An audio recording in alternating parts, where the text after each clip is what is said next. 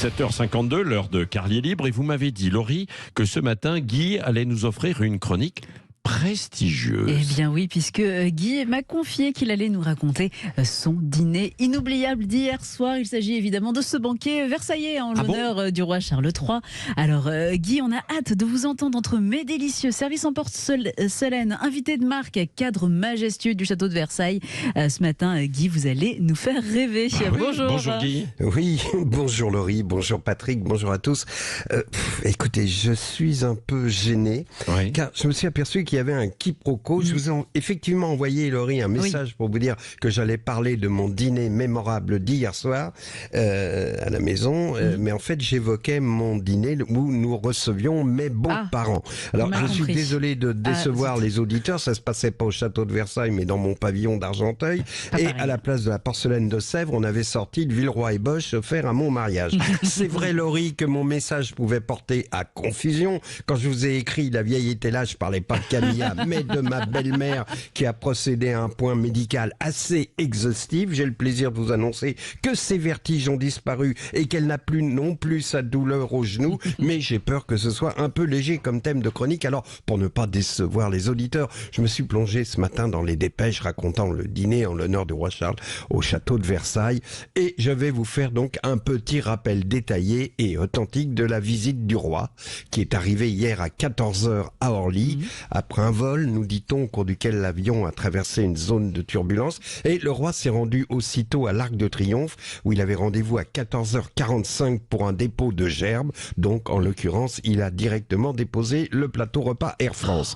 Pendant ce temps, Brigitte Macron et Camilla se sont rendus à la Bibliothèque nationale pour un entretien privé au cours duquel, nous dit-on, elles ont fait un tour d'horizon des problèmes qui les préoccupent. J'imagine qu'on a parlé polydent, couche confiance, antivarice, enfin quoi qu'il en soit, il paraît que ce fut un entretien très constructif d'après le service de presse. Mais venons-en au dîner de gala donné hier soir au château de Versailles. Là, je vais vous faire rêver en vous donnant le menu. D'abord, les entrées composées par la chef Anne-Sophie Pic, qui a déclaré j'ai voulu rester modeste et faire très simple. Et puis, elle a ajouté, voilà, c'est une création constituée de crustacés, de fruits de mer, associant tourteaux de casier et homard bleu, recouvert d'un voile d'amandes fraîches qui dissimule une panna cotta au saké, surmonté d'un crémeux de tourteau et d'un salpicon de homard assaisonné d'un trait de gel de menthe et d'une sauce froide façon beurre blanc. Elle a aussi aromatisé au saké et à l'alcool d'amande. Sur le voile, j'ai déposé une brunoise de melon et un médaillon de homard.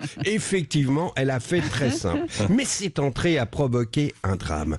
En entendant le maître d'hôtel annoncer homard bleu et tourteau de casier surmonté d'un crémeux de tourteau et d'un salpicon de crustacés, François de Rugy, l'ancien président de l'Assemblée nationale, s'est écroulé dans un bruit sourd, victime d'un malaise vagal, vous vous souvenez, qu'il nous avait parlé de son intolérance aux fruits de mer.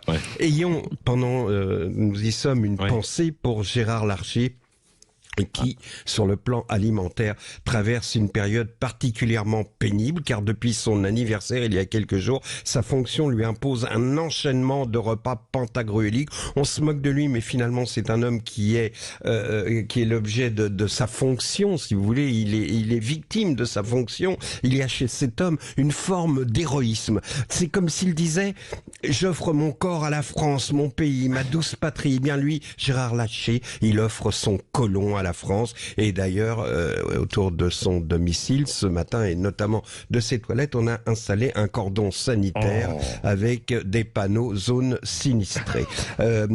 Parmi les invités hier, Mick Jagger, et là c'est un peu triste effectivement de voir le symbole de l'insoumission des enfants du baby-boom passer une soirée au milieu de momies. Et à la fin du repas, lorsqu'on présenta Mick Jagger malgré tout à Catherine McGregor, la présidente de NJ, il ne put s'empêcher de la prendre par le bras, de s'éloigner sur une terrasse du château de Versailles. Et là, le vieux rocker improvisa une chanson.